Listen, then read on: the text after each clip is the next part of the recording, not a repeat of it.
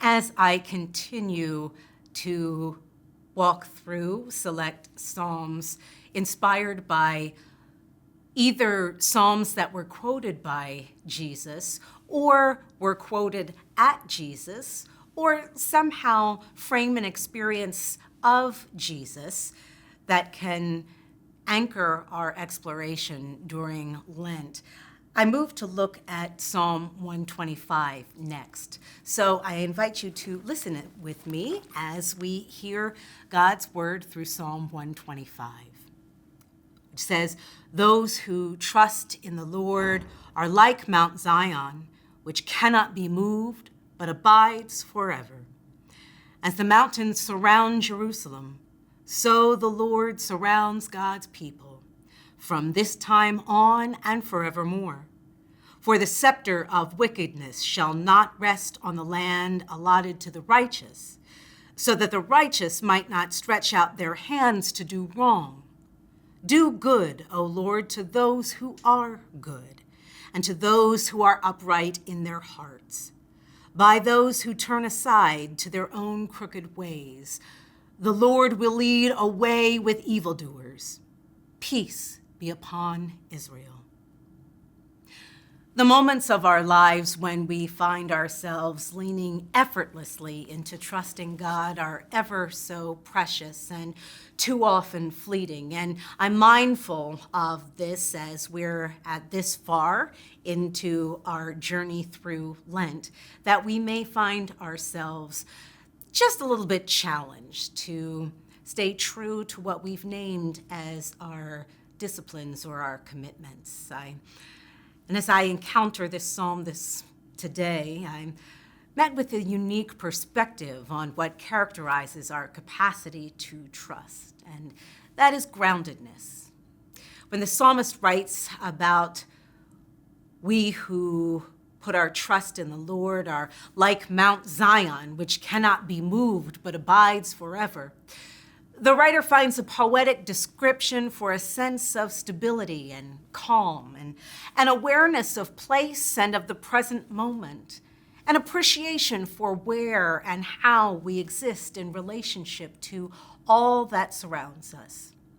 When we're grounded, we can appreciate that we are on holy ground, that we've centered ourselves in our awareness of the power and magnificence of our Creator. And that there is where we are met with grace and with serenity.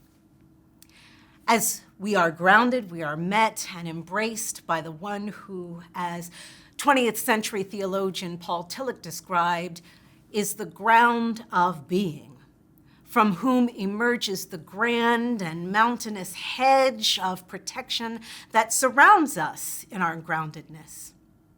As the mountain surrounds Jerusalem, so the Lord surrounds God's people, as the psalm says. It's in being grounded where our power truly resides, and this prevents us from surrendering to the temptations to take up false sources of empowerment and well-being that are identified by the psalmist as, quote unquote, the scepter of wickedness. Now, the contrast drawn between the temptation to stretch out to do wrong and the confidence of remaining unmoved by finding our ground in God is a striking one, and it's challenging for us to this day.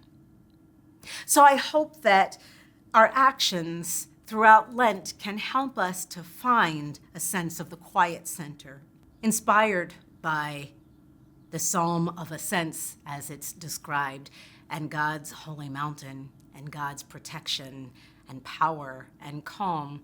I think it's interesting to contemplate how in Jesus' own life, he bears witness to this power of being at a high point and yet finding the center of spiritual power and majesty. And I think it's fitting for us, as we're likely smack dab in the middle of our Lenten disciplines, to find a bit of shelter and strength in the story of the Transfiguration, Hopefully, it may give us a little bit of energy to find the power and majesty of Jesus shining in our midst as we seek to continue this journey toward the cross and then inevitably beyond. So I turn to the Gospel of Matthew, to chapter 17, for what for many of you will likely be the familiar story of the Transfiguration. Listen now for this account of Jesus. 6 days later, Jesus took with him Peter and James and his brother John and led them up a high mountain by themselves. As he was transfigured before them, and his face shone like the sun, and his clothes became dazzling white.